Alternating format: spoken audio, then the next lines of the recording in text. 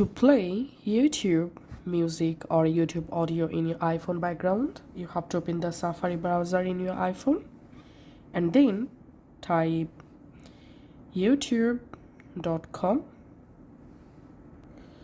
Now, if you're first time YouTube from your browser, it may ask you to sign in using your Google account. Now, all you have to need, play the video or music. Once the music playing, tap this full screen icon. And now simply minimize the video and here cross this, go to your control center, and here you get the YouTube video. Just tap this play button and now we can see the YouTube music or video playing in my iPhone background. At the same time, I can use another app or I can play a game.